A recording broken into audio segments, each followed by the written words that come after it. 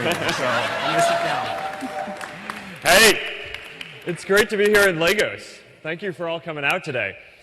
You know, this is actually my first trip to sub-Saharan Africa. And I wanted to come to Lagos first because of the vibrant developer and entrepreneurial ecosystem that you guys have here, right, as Ime was just talking about. And, you know, so I've been going around the world to different cities, and we've been doing town hall Q&As and sitting down with people in the Facebook community and hearing from them about how they use our services and what we could do better. And here in Lagos, I wanted to not just sit down with people in our community, but sit down with developers and entrepreneurs. And the reason for that is there's this energy here. I mean, you feel it as soon as you get off the plane, right? And it's, you know, I think the world needs to see that, right? And, you know, here in Lagos and across the continent, things are changing really quickly, right? I mean, the economy is shifting from a resource-based economy to an entrepreneurial and knowledge-based economy. And you guys are the ones who are leading that change. And not only remaking Lagos and Nigeria, but shaping the whole continent and influencing how things are going to work around the world for the next generation. And I think that that's a story that is underappreciated in a lot of parts in the world. I think that people often don't really have a sense for how much energy there is and what the entrepreneurial spirit is here. And so I just wanted to have a conversation today and talk about that. And it's great to be here with all of you guys. So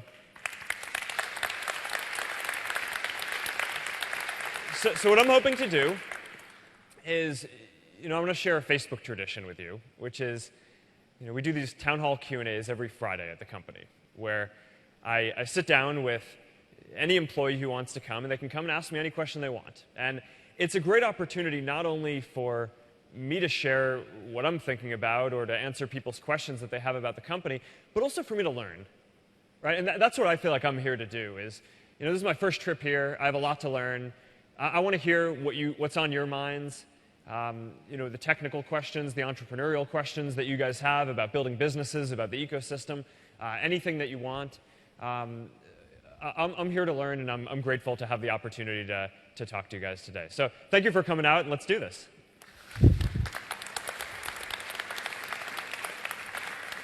So before we go, I just want to ask, can we do another round of applause? Can we show him a proper, warm Nigerian welcome?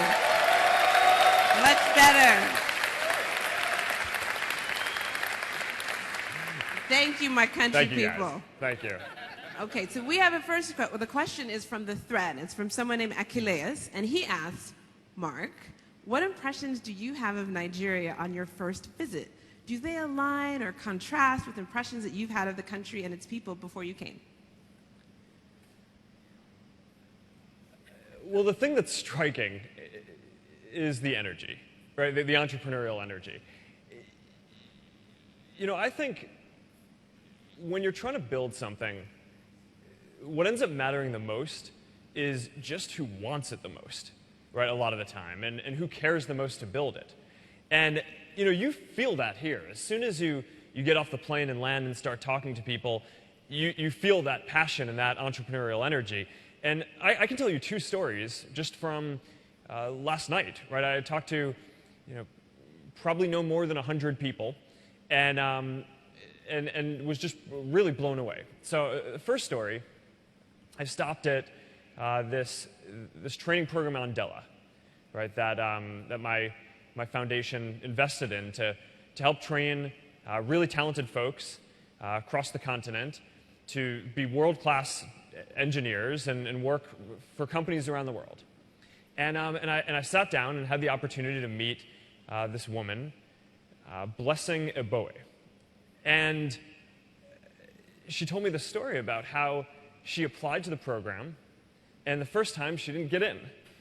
But that didn't stop her. She showed up anyway. And she showed up again. And they figured, all right, we got to give her a try. And she went through the training program, and she crushed it. And now she is a top engineer working for a multinational company. If you have that attitude, you win.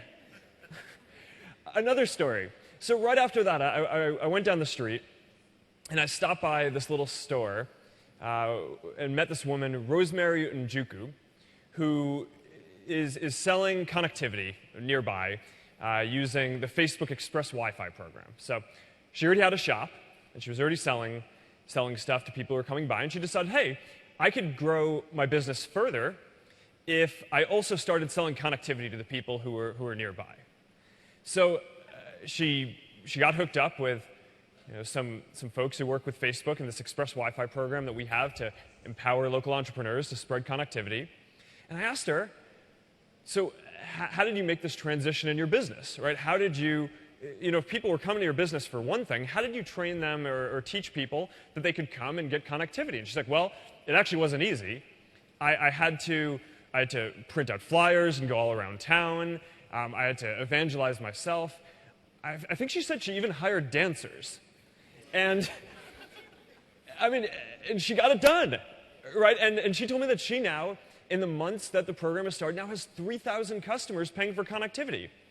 And she told me that now her connectivity part of the business is bigger than the original part of the business that she had. So she's running 2 jobs, 2 companies. That's entrepreneurship, right? And I don't care what field you're in, what you're trying to do. I think when people talk about entrepreneurship, a lot of people, they talk about vision and ideas, and that stuff is important. But I think what really is important is hard work and just this drive. If you want to do it, if you care more than everyone else, then you get it done. And I think as soon as you step off the plane here in Lagos, it's in the air. You feel it.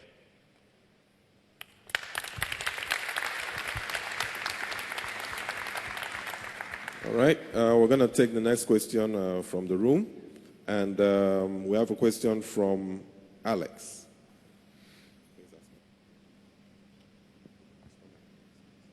Okay, hi everyone. My name is Alex.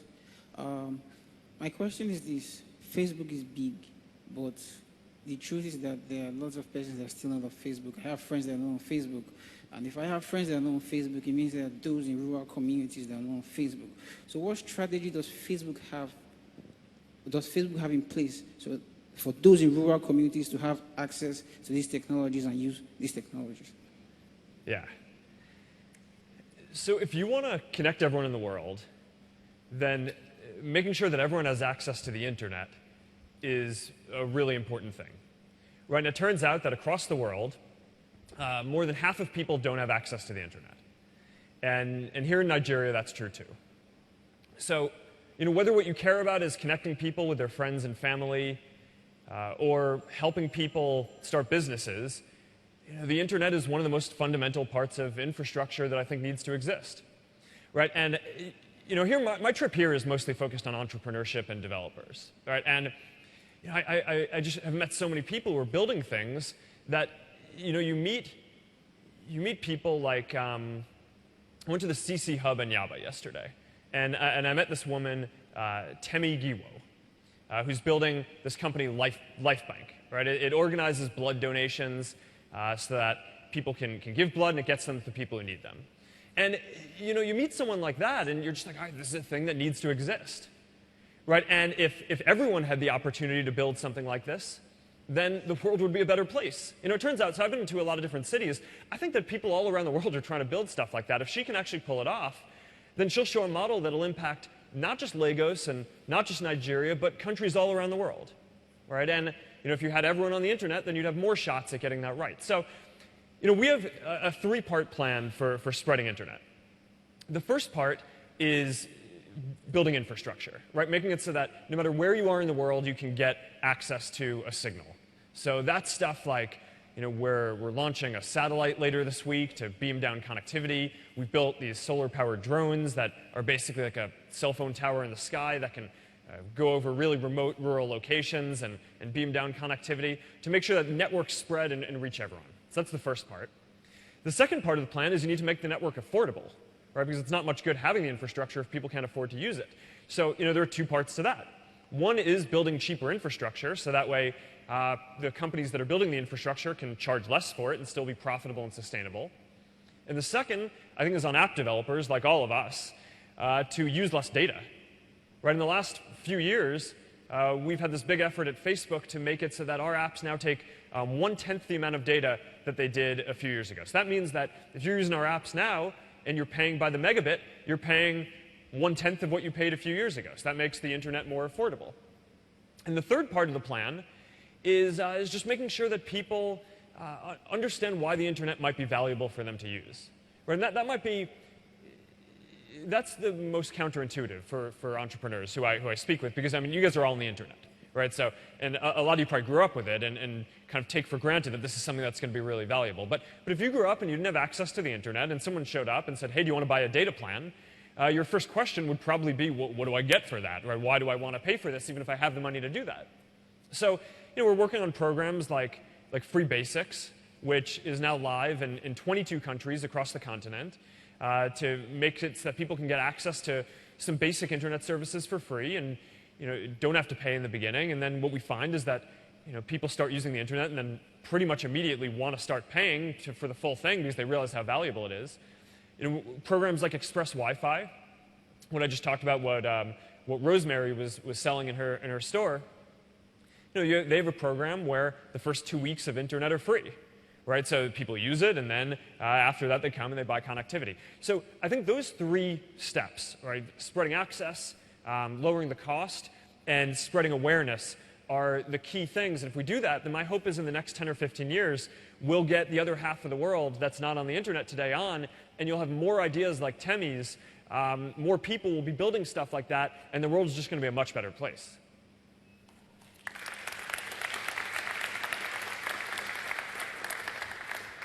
So the next question is a question that came in from Adefunke Akinola. And they asked, how easy was it for you to move from software development to running a company? So probably a question that many of you have. And what sacrifices specifically did you have to make? So I'm an engineer, right, like a lot of you guys. And for me, engineering comes down to two real principles, right, that I think a lot of you guys are going to be able to relate to here. So the first one for me is that, you think of every problem as a system, and every system can be better. No matter how good or bad it is, you can make anything better. And that goes for, whether you're writing code, or you're building hardware, or your system as a company, or you're working on the education system, or a government. These things are all systems, and they can all be improved, and kind of you have this engineering mindset that's going into that. The second part I think about being an engineer is that you break down problems from the biggest stage down to smaller pieces that you can then solve. So, I was getting started with Facebook. I was writing code, right, like a lot of you guys in your teams probably were and are. And, writing code, you're trying to build some functionality. You break it down into different functions and subroutines that you hone them and you make them good, and then you can call them and use them repeatedly, and you're kind of building up from there. Then, you start building a team, right? And then you're not writing as much code anymore. So that's probably something that I gave up that I'm a little sad about. But it's actually not so different, right? Because instead of writing subroutines and functions that add up to an app, the pieces of what you're doing stop being functions and start being organizing a team of people who are hopefully really good engineers, and spreading the different work across them really well, and taking advantage of the different strengths of people there to make something that's bigger than the sum of its parts. And then you get to the point where you're running a company, right, a big company, and it's not so different from that, right? Instead of managing individuals, you're managing teams, right? And if you built it well and you have different strong teams that kind of do their job well, then it's not so different from writing code where you're writing different functions and subroutines. So, there is an elegance to writing code that I miss, right? The code kind of always does what you want and people don't. But people surprise you to the upside a lot too. And, but I do think that there's something really fundamental to this engineering mindset that I think you guys share, right, as developers and entrepreneurs, and people who are thinking about how you're going to remake the economy and the country here and the continent and really the whole world, right? And, I think if you keep your eye on that, you can solve a lot of problems that way.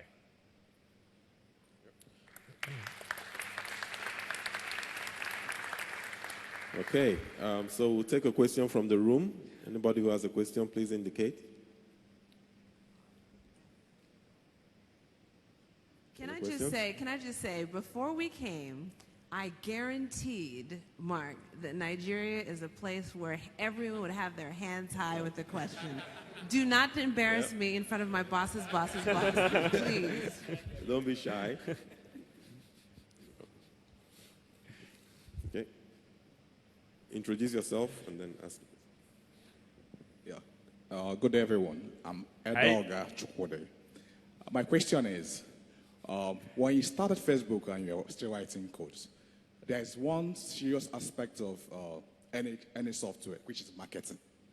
How did you handle the marketing? How was it easy? How did you transit from being the guy writing Facebook? What strategy were you using to market Facebook at that initial early time when it was still a startup? So what we've always found is that getting the people who use your product and enjoy it to evangelize it to their friends is by far the most effective way to market a product. Now, we're probably a little lucky, right? Because, I mean, that's what our product is communicating with your friends. So it's probably a little easier than normal to take something like Facebook and give people the tools to spread it to their friends. But, we've tried a lot of different things at Facebook. We actually used to have a traditional marketing team that did communications and thought about stuff like buying ads to help grow our community. We still have that for other things, like helping explain what the company does in different ways. But we used to do that for growing our customers, right, in our community. And what we found was that this engineering mindset, right, we could actually make a bigger impact by having an engineering team that instead of having people work on ads and videos that they'd put out into the world and try to convince people to sign up to Facebook, if we had an engineering team that was focused on building products that empowered people in our community to spread Facebook to the people that they wanted to get on, then that actually worked a lot better. And that's been, I think, actually one of the biggest secrets to Facebook working, right? Because if you're building a social product, one of the biggest features of a community like Facebook is that your friends are there, right? It's not much use if, no matter how many features we build, if you want to share with your friends and your friends aren't on there and you're not connected with them, right? So that was probably one of the key things that we needed to do. And I think that there are lessons for that in all the different businesses that you guys are thinking about building. I mean, I think having kind of an engineering-style growth team has been a really valuable thing. And thinking about this, again, as an engineering problem rather than just kind of a traditional business problem, I think is a really powerful way to approach the world.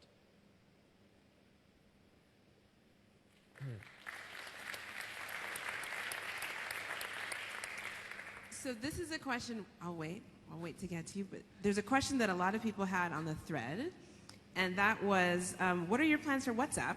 And in particular, what are your plans for developers on WhatsApp? Yes, that's a good question. So right now, our primary priority for WhatsApp is to continue growing the community and connecting more people around the world.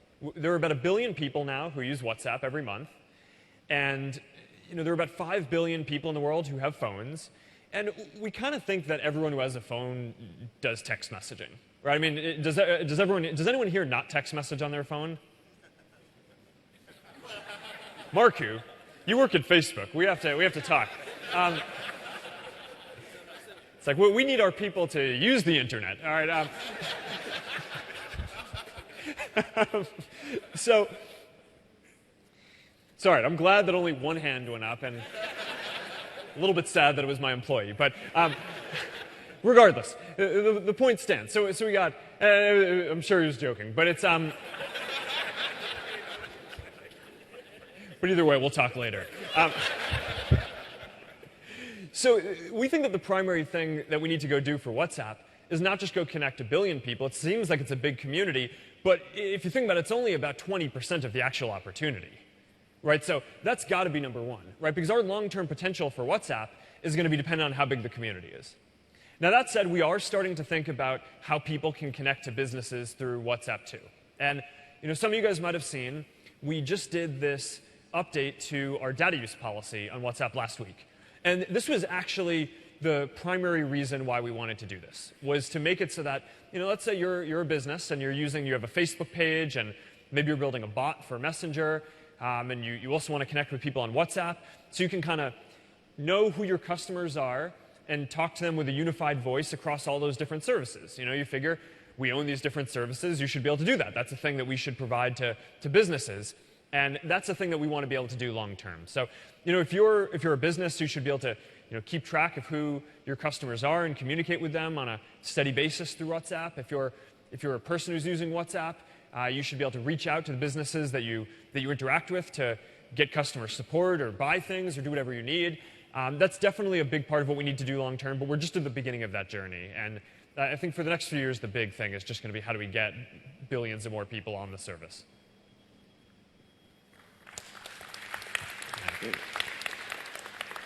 So we're going to take another question from the room, and I think you have a question, Shay.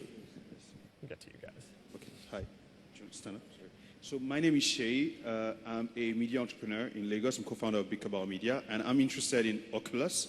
I've used 3D, and I know a few people have used it. It's really awesome, but the question is the Oculus platforms. Right now, the price point is seemingly a bit high, and the question is, what are plans to bring it to a price point that will be more accessible to people in developing markets? Yeah, it's a great question. So I think you're absolutely right. Right now, it's more expensive than we would want it, and there are also fewer apps than there will be in a few years, right? So the ecosystem is going to keep developing, right? We're going to get the hardware to be less expensive and better, and there are going to be more things that you can do with it, which I think will justify for more people getting it. But it could be a while, right? I mean, it could be 5, 10, 15 years until it's a really mature thing that reaches the scale that smartphones are at today in the world. But I do think we'll get there. So not just on VR, but think about this for AR. Right, so I'm looking around, and a lot of you guys are wearing glasses. Right? I wear glasses, too, when I'm not wearing contacts. And I think in the future, we're going to have an AR product, augmented reality, where you have glasses, just like what you're wearing, but instead of being able to see the world and have corrected vision, you'll also be able to put virtual objects in it, right? So let's say we want to play chess, so I'll just be able to go, all right, here's a chessboard. Here, you move your piece, you got the glasses, I got mine, you beat me. We'll never speak of that again.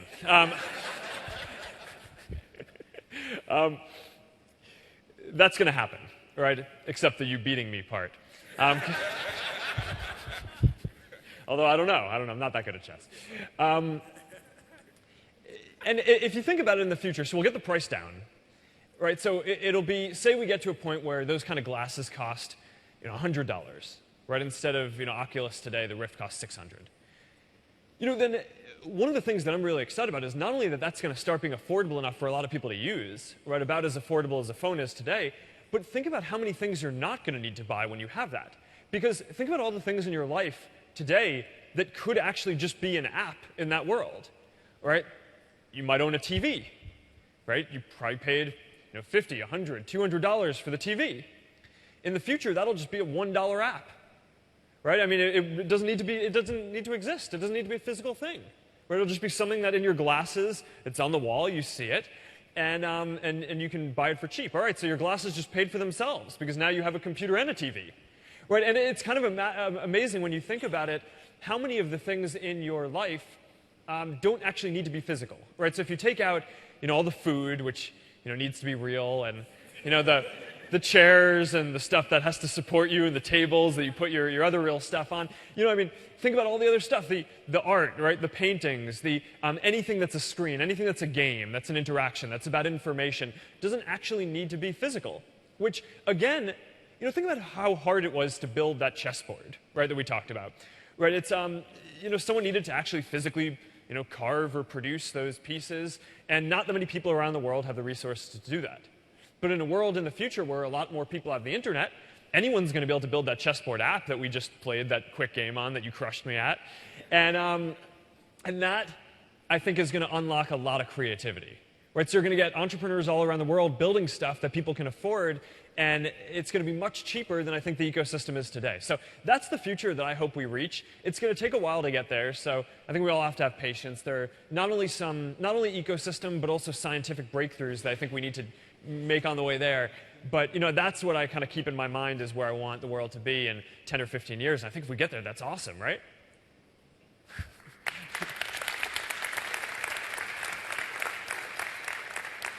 Okay, for this next question, I'll take one from the room.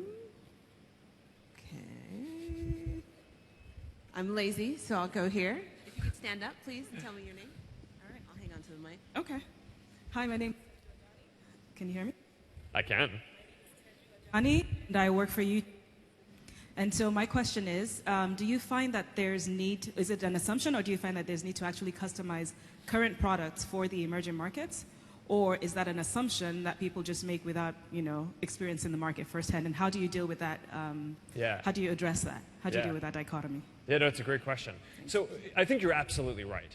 I mean, that's, there are a bunch of different ways that we think about customizing the product. Right? So one is language, right? Where, the internet isn't very useful if the information that you're trying to find isn't in a language that you know.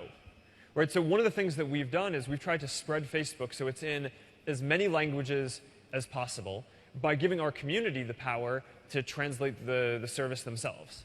Right? And one of the things that we're proud of is that we reach a lot of different dialects and languages around the world that no other internet service is available in because of our community is the ones doing the translation. Right? So earlier this year, I think we opened up Hausa. Right? And we've already committed to, in the next year and a half, opening in, I think, 10 more dialects and languages. And that's an important thing. If you want people to be able to use the service, they need to be able to read and understand it. It's not just what language the service is in, it's also the content in it. Right? So I mean, the service can be in that language, but if there's not good content that people want to see in it, good videos that you want to watch, or things they want to read, then that's not that useful either. So a lot of what I think we need to do is work with the local entrepreneurial communities to make sure that we're building stuff and content producers in those languages. Right? So one of the things that I'm hoping to do while I'm here is visit Nollywood. Is that what you call it? So I think that's going to be a lot of fun. I mean, it's one of the best resources in the world for building content, right, and producing content. Only an engineer would call it building content. They would kill me for that, but it's who I am. So that I think is a big part of the whole thing, right?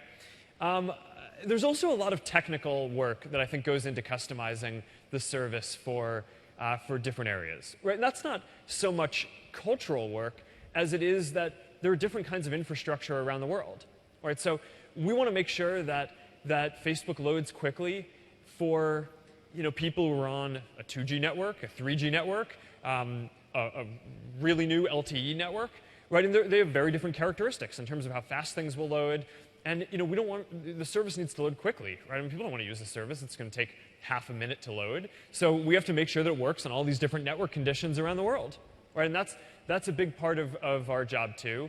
And we take all this really, really seriously. So increasingly, I think we're spending more time on kind of customizing and making sure that we get that we make sure that the services work really well all around the world. But it's a big part of the mission, right? If you're trying to connect everyone in the world, the community right now has 1.7 billion people. But there are 7 billion people in the world. So there are more than 5 billion people who we need to reach in their native language in the technology stack that they're using. Yeah. Great. So I think we'll take a question from the room now. See a lot of hands up front. And yes, so please tell us your name. Morning, Mark. Hey. Pleasure to be here. So my name is Tunji.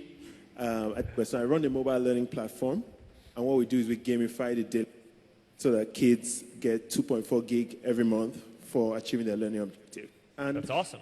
What I want to ask is a two-part question. First question is, how do you see Messenger and WhatsApp evolving? So are you guys going to allow them to evolve separately? And secondly, I haven't yet forgiven Ian for not taking me along to the pitch for your foundation. So how do I get to pitch to you to invest in our product? Thank you. That's the spirit. That's what I'm talking about. All right. We'll make sure we get your email after this. So, all right. I respect that. All right. So, Messenger and WhatsApp. Here's what we're going to do. They're actually different. They're different communities and different products. And the strategy is not to combine them over time, but to have each play to their own strength. Right. So, if you think about WhatsApp, is really a text messaging replacement, right? And it's faster. It's more reliable. You can do groups better than texting. And that's, I think, why a lot of people are using it. And it's more affordable in a lot of places. So, anyone who you text, whether it's, someone who is your closest friend or your family, down to someone who has a store that you want to buy something from, people feel comfortable and use WhatsApp to text those people. Now, Messenger is kind of a different community, right? Messenger is all about, today at least, your Facebook friends, right? So you're probably a little bit less likely to be friends with that guy who owns the store, to message them on Facebook Messenger. So maybe we'll get there eventually, but we're not there yet. And similarly, you're probably more likely to have in your Facebook friends someone you went to college with or high school with who maybe you're not as close with today, whereas maybe you don't have their current phone number, right? And you're not connecting with them on WhatsApp, but when it's their birthday and you want to reach out and say hi or see how they're doing, you hit them up on Facebook Messenger.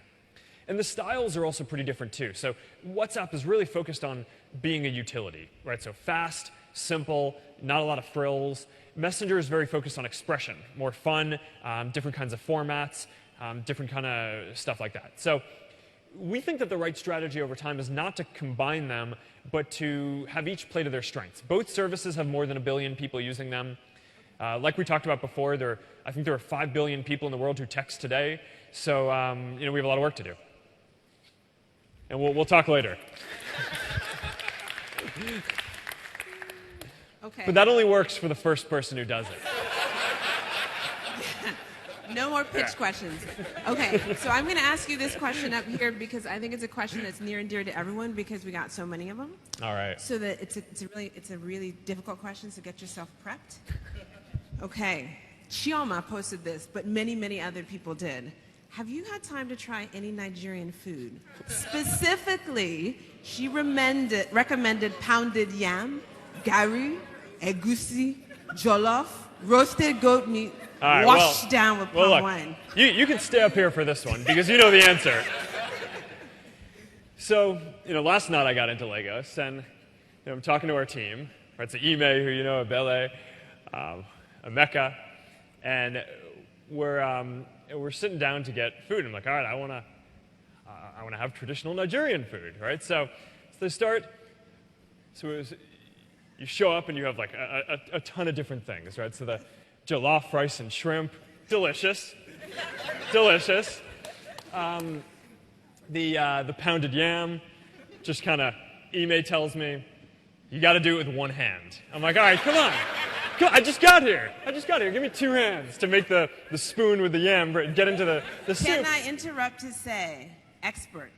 So after 1 or 2, one-handed, he even had tied his abata and put it over the side like that, and scooping expertise.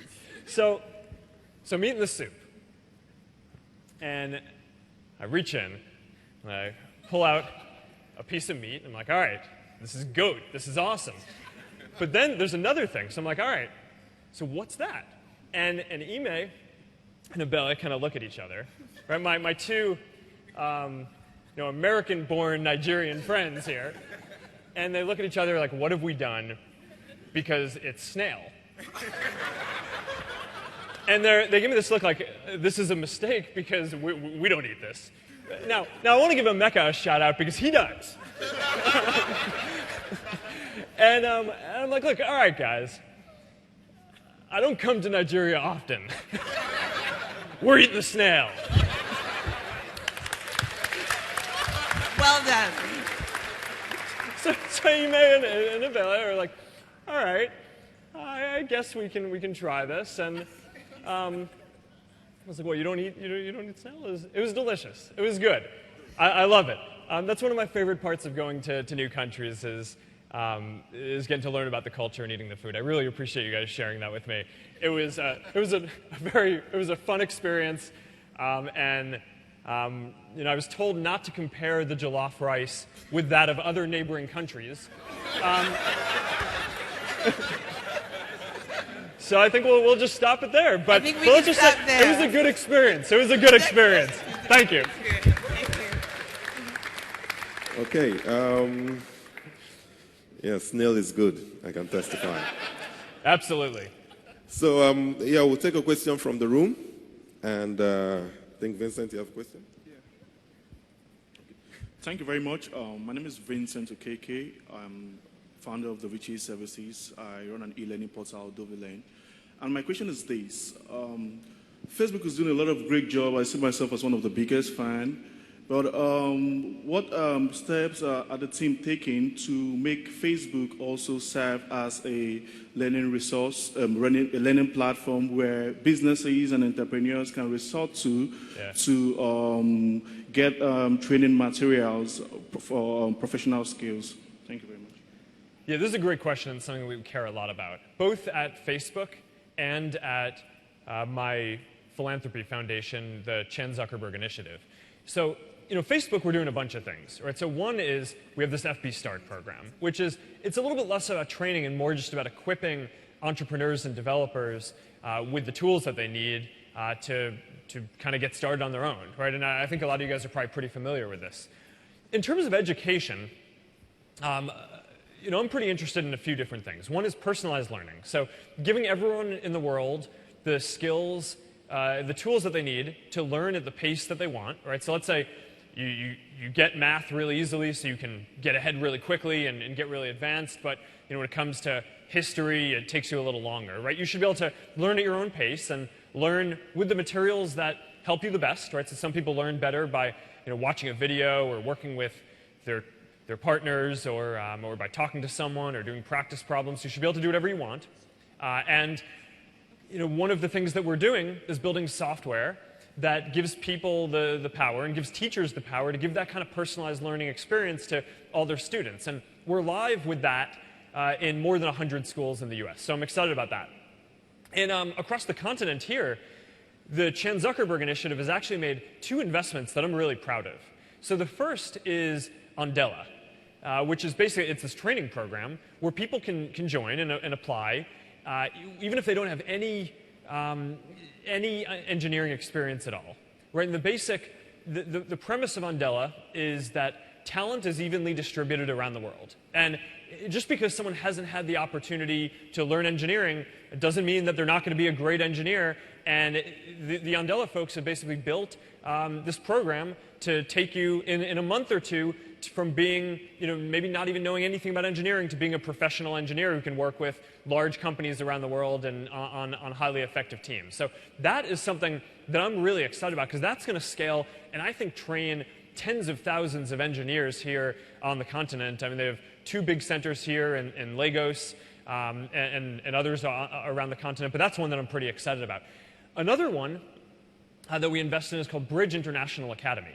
And that's more of a primary school. And the idea there is, the founders thought that they could build a better school for the same cost as going to a public school, right? So even though public school is supposed to be free, you still need to buy the textbooks and you need to buy the uniform and all this stuff. So if the founders kind of came up with this idea that if for the same amount of cost that it took to do that, to go to a public school, if they could build a private school that performed a lot better, then that could be something that could spread all over the world.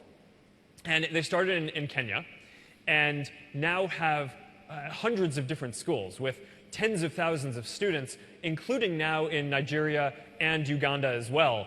And it's a really inspiring model, I think. It's a great testament to the kind of work and entrepreneurship that's happening here on the continent. And I'm looking forward to doing more investing here. And I think that there's a lot more stuff like this that is going to make sure that opportunity ends up being as equally distributed as talent is around the world.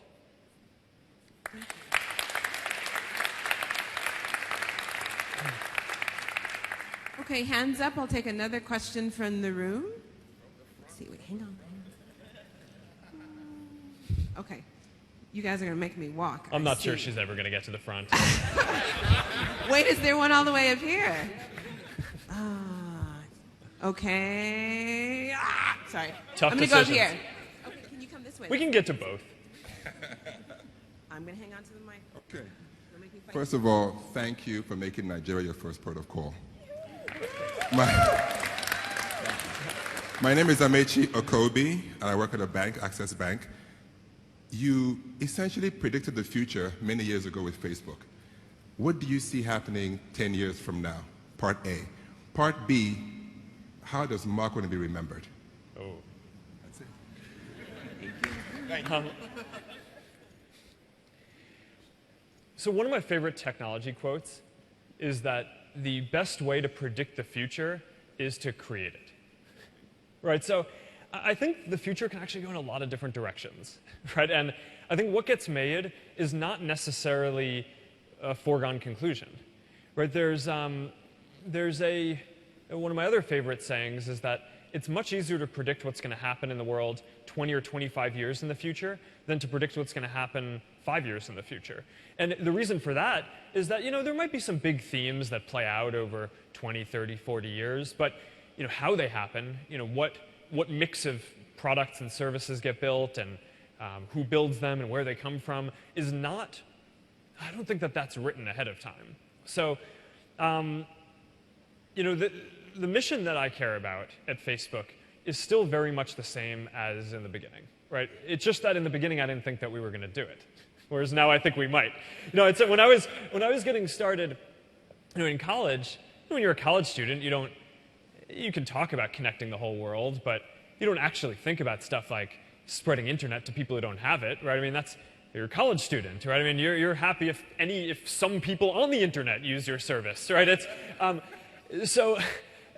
but now, here we are 10 or 12 years later, and we are past more than 1 billion people using the service, almost 2 billion, and we built a company that's pretty successful at this point, and that we make enough money so we can actually make long-term investments in things like connectivity, where we can invest billions of dollars in advance that may not be profitable for us for 10, 15, 20 years down the road, but we know are the right things, right? I mean, we know that everyone needs connectivity. It's not the only thing they need, but it's that empowers entrepreneurs and people to connect.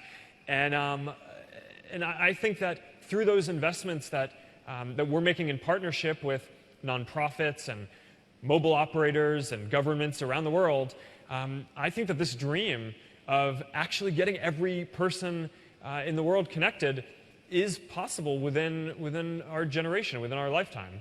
And I think that's there are a lot of opportunities in the world, and there are also a lot of problems that I think would be solved by people just having more empathy and understanding more about what's going on in the lives of other people. And I hope that as we as a community are able to spread connectivity, that we can as a community help take on some of those problems. And if we do that, then I will feel very good about my life.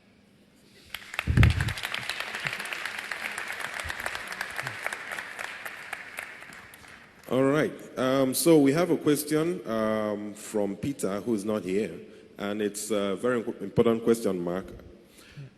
So it asks, what is Facebook's plan for media, news, and publishing platforms in Nigeria who are currently going through the transformation from newsprint to online?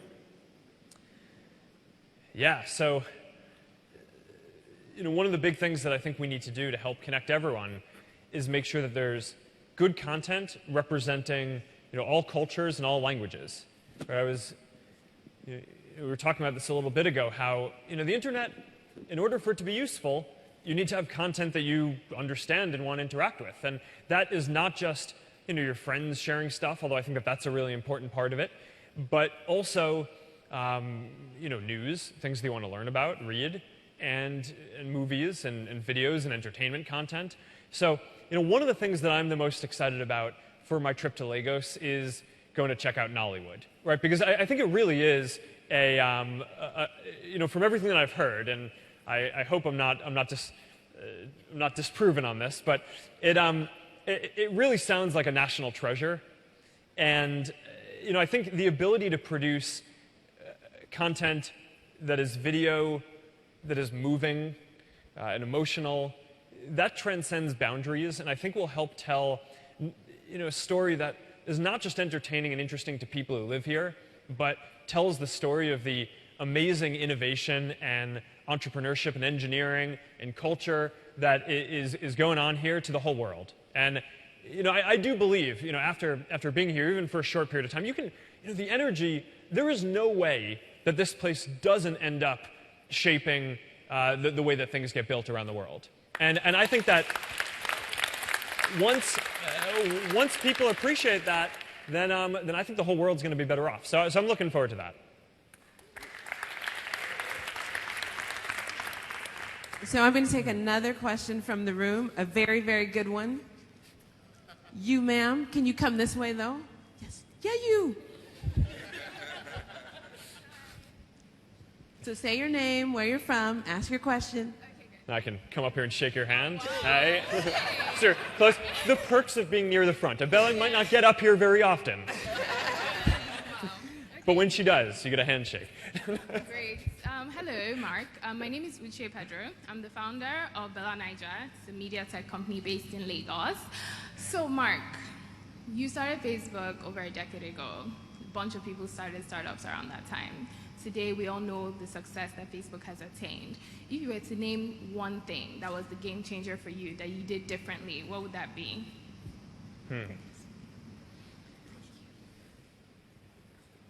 So I think when you're an entrepreneur, I think one of the most important things is just staying focused on learning as much as you can, right? Because you never know as much as you need to in the beginning, no matter what, right? I mean, this was especially true for me. I mean, I started, I was 19, right? I was a college student. I didn't know anything about business. I'd never built an engineering system at large scale. There was all the stuff that I didn't know. So the only way that we were going to succeed was if I focused not on what I thought I knew, but on just making sure that I learned everything else as quickly as possible. And the secret here is that learning is a process where you try things and you fail. And I think a lot of times people ask questions like, what's the biggest mistake that you made and how can you avoid that? And I actually don't think that's the point, right? You shouldn't be afraid of failure. You should fail and learn from it and just make sure that you're doing what you can to learn as quickly as possible. And I do think that that's why Facebook has been able to evolve so much, right? It started off as a service for college students that was basically just profiles, that was mostly text, didn't have news feed, right? That came a couple of years in. Now there's news feed. It's made this transition from text to photos, now to being more and more videos. It's made the transition from colleges to everyone around the world. It's made the transition from PC to mobile. And you only do that if you're really focused on learning, right? And I think a lot of times people think that these things are a straight line, but the best entrepreneurs and the best organizations that I've seen are just like obsessively focused on learning as much as they can every day. And I think you guys know this. I mean, you're as engineers and entrepreneurs and developers, you don't have the success that you're having without making mistakes along the way and without rebounding from them. And that takes a certain persistence and mindset that you're going to get it done. And that's what I see here. But I think if you just stay focused on that, you succeed. Great. So we'll take another question from the room.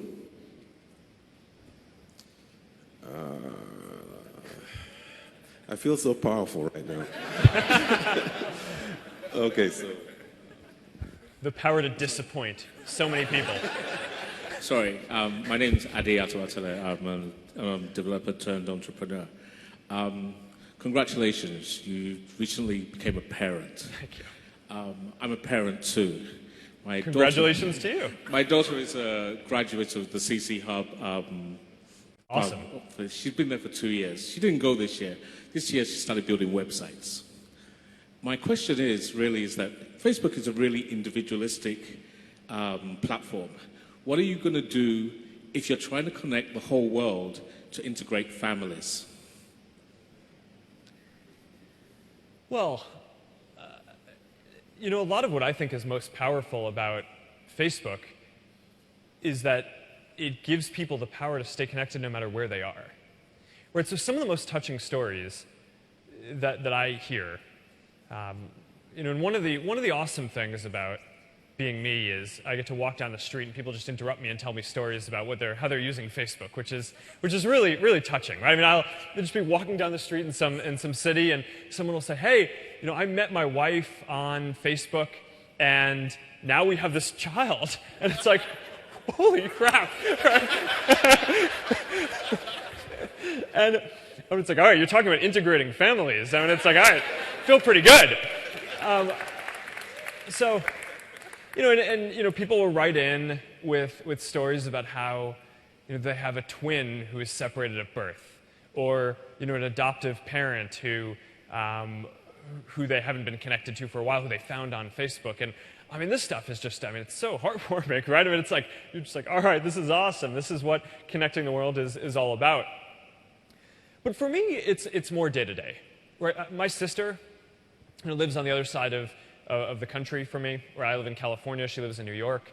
I wouldn't get to hear from her as often as I would want. I wouldn't get to see what's going on with her sons, right? Unless she was posting photos on Facebook and in our family group. I see a lot more that way than I do from, when I occasionally make it out to New York or she makes it out to California. Right now, I'm here and I love being here, but I miss my daughter, right? And, but being able to get photos sent to me, from Priscilla's mother who's with her, and even videos of her swinging on a swing. It's like, that makes my day, right? And so I think that is the power of connectivity, I think, right? It's, we all will always prefer being face-to-face with the people we care about. But when you can't be, you need tools to help you do that. And if we can help build some of those tools and make it so the world feels just a bit smaller and that we can make those connections and help people build families, then, at the end of the day, that's something that we're really proud of and, I think is a really important part of the story of what's going on the internet.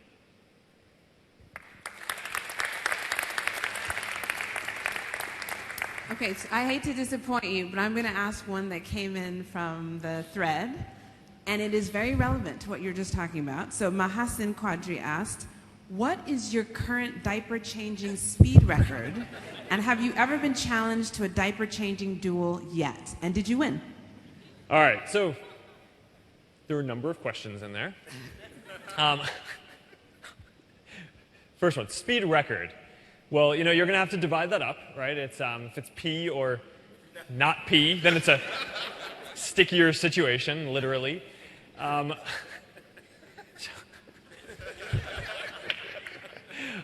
think I'm probably sub 20 seconds on pee. So, I'm feeling pretty good. I haven't been challenged to a duel, but, being pretty competitive, as you saw earlier with the imaginary chess match where I got really way too upset when I lost a chess match that didn't actually happen. I have a feeling that if there were a diaper-changing duel, I'd be pretty competitive. What was the last question in there? The last question was, have you been challenged and did you win? All right, so no, and I don't know. I guess we'd have to see. But I like my odds. Can I just add an add-on? So you're saying you're so great at changing diapers. Obviously, I have my doubts, having changed many of my own. But I'm curious, do you have tips, particularly for those of us who have, not those of us, those of y'all who have not started changing diapers? Are there tips that you would like to pass along? So, here's the secret, right, that I wish someone told me first. You got to slide the new diaper in before you take the old one off.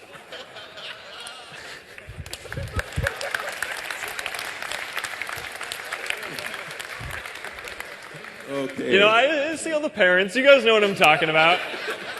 I mean, because then, it's really going to slow you down, right? I mean, you go from a routine diaper change to a whole outfit change real quick. All right, so we'll take one more from the room. We'll give the front some love. All right, here we go. Come on, okay. So let's land here. Good to meet you. Great. Oh, Hey. please. All right, sure. Absolutely. Fantastic. I'm so happy to meet you. My name is Nkiru Balong, and I just want to say generally for Nigerians, we're not excited by anybody. So if I saw Michael Jackson, I'd be like, hi. And I'm Even excited. now that he's dead, you wouldn't be. I'd be like, hi, seriously. I'd be like, hi. So, two things. Can you please tell Sheryl Sandberg that she is our hero here? I mean, some of us anyway, we're dying to meet her. So if she'll come, that would be amazing. Yay! Yeah. She is a hero. Yeah, she is amazing. So just so that we're not all on PC, we've been PC so far. I just wanted to say something that sort of like really bothered some of us here. So when you chose to launch in South Africa, we were really disappointed because it sort of feels like people think that South Africa is really the core of Africa, and it's not. I mean, it is part of us. I'm so sorry, South Africans. I apologize. Shots fired. I apologize. Shots fired. I'm sorry, South Africans, but it's not. It's like we're not saying our Jollof is better. It's not. It's not even third world, you know. And so, really, we sort of think that Facebook has missed a lot of opportunities on the continent, and I wanted to sort of for you to think about how you could address them. I think that your staff are doing phenomenal, but they're really understaffed. And I wanted to know your ideas for Africa in particular and Nigeria. Yeah, so I think you're right. Although, when you're building something, I think you can. I try not to think of things as missed opportunities as much as things that we just haven't done yet, right? And so there's certainly a lot more that we need to do, right? So here in Nigeria, there are, I think it's 18 million people use Facebook, right? So there's a lot more to go, right? I think a little fewer than that use WhatsApp, right? There's a lot more to go there, right? And that's the biggest country on the continent for us. So part of the reason why I'm here now, although this trip is primarily focused on entrepreneurship and developers, is that this is where I think a lot of the future is going to get built, right? And so I think you have to hopefully have patience with us, right? Because I think we're not going to build it, right? I mean, you guys are, and we want to do our part. We want to help invest in connectivity and help connect everyone here. And if I'm back in a few years or 5 years and we haven't made a lot more progress, then I'm going to be pretty disappointed. But I think we're at the beginning of this journey. And but I think the key thing that I think a lot of you guys get so clearly is that connectivity, the economy here, it isn't fundamentally going to be built by companies like Facebook. Right? I mean, we have a service that we can provide, and we can empower people here, and we're proud of the role that we can play. But the reason why I wanted to be with you guys here today is that you're building this. And, I think that's the key thing. And I don't know, I think that the more that we can do to help empower folks here to build the future, that's the better that we can do. Now, does that mean we're going to have to invest more in the future? Of course, we will. We will. We need to. We need to do more. And my hope is the next time I'm here, we'll be a lot further along on that with a lot more than 18 million people in the community here and across the continent. But 18 million is not a bad start, and it's actually pretty good. Pretty good. So thank you.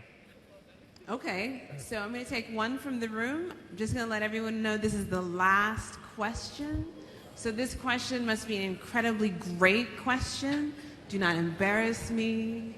Make it amazing. Make it full of insight. I'll pick you. Is it amazing? Okay, come on. Hi, my name is Nkem Bell, and I run an IT service company called FutureSoft. And we offer social media management services to our clients. So you just said 18 million people are on Facebook. So from a business perspective and for getting small and medium-sized businesses onto Facebook, at the moment there is somewhat a barrier to entry, right? Especially with the current Naira to dollar rate, because as a business you kind of need to have spend in order to actually grow your community on Facebook. So how can you, guys actually lower that barrier to entry to get more businesses onto Facebook, because they will bring more people onto Facebook as well. And I'm guessing Instagram is going the same route that Facebook is going. And at the moment, conversion rates that we're seeing on Instagram are incredibly higher than on Facebook, because you don't have to pay for it, right? So once it gets paid, that will go down, and it will have an immense impact on small and medium-sized businesses if that actually happens. So how can you guys help us to get more SMEs onto Facebook and Instagram, to actually help you guys grow the community? Because I think it's going to be driven from those small and medium-sized businesses. Thank you. Great question. Before you sit down, I got to shake your hand. Thank you. So, this is a good question, right? And growing small businesses, I think, is a really important part of all these communities. And one of the things that we're most proud of at Facebook is that 60 million businesses have pages across the world. There's nothing like that that's ever happened in the history of the world, where 60 million businesses use some platform for free to reach their customers, right? So that's something that, a big part of our mission is giving folks who are just getting started the same tools that traditionally only bigger companies would have had access to, right? So there was a time when, you had to, only a bigger company could build an app and get on the phone, and, now, anyone can be in the most used app, right, in Newsfeed, if people connect with you. There was a time when only big companies could afford to do the kind of analytics that now is free, right, on these services. And that's, I think, one of the big things. It levels the playing field and makes it so that talented people anywhere can build. As you're saying, when a page gets started in a community, you get free distribution, right? So as you're growing, people connect, and you don't have to pay to reach them. Once a community gets bigger, and there's more competition for what's in Newsfeed, because people have a lot more friends and they're connected to a lot more businesses, then you either need to produce better content, right, to earn its spot in Newsfeed, or pay. But by that time, hopefully, if you're in at the ground floor, you've kind of built up that community and have your reach. I want to talk about something else besides pages as well, which is what we're doing with developers to help give tools to help get off the ground. And one of the big things that we're really proud of, the part that we can play, is FB Start, right? Where we go around the world and we work with developers in all these different cities to give them access to free tools. We give them free access to tools that would otherwise cost money to help grow their business and get started. So it's everything from thousands of dollars of ad credits. So that way, if you want to advertise to get your page content into Newsfeed, you can. And you're building a tech business, and you're in FB Start, so you're not paying for that. You're getting those ad credits for free.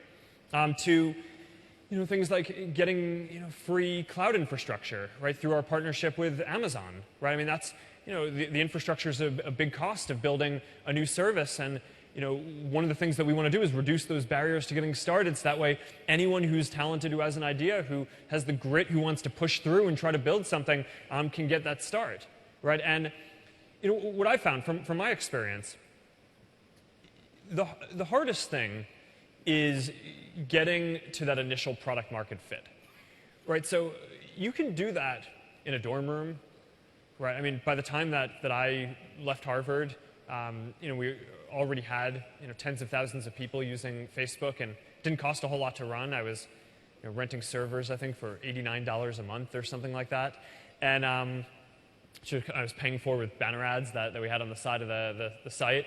And then once we'd shown that it was going to work and it was going to scale, then there's a lot of investment, and people are going to chase after the next idea once we've proven that that's going to work. So a lot of what we're trying to do, both with Pages and with FB Start, is giving people the tools to get off the ground and get that product market fit, so that you can kind of show to the world what you're going to build, and then you kind of scale it and take it from there. But it's a great question. I think it's the perfect way to end this session today, which I've wanted to focus on developers and entrepreneurs. That's why I'm here. We're broadcasting this live on Facebook now, so people all around the world are watching this, which I think is important, because I think people around the world need to see this. right? I mean, they need to see how much energy there is here and how good and strong the community is. You guys are all doing awesome work. It's an honor for me to be here. Thank you so much, and I'm looking forward to meeting you guys for the rest of the day.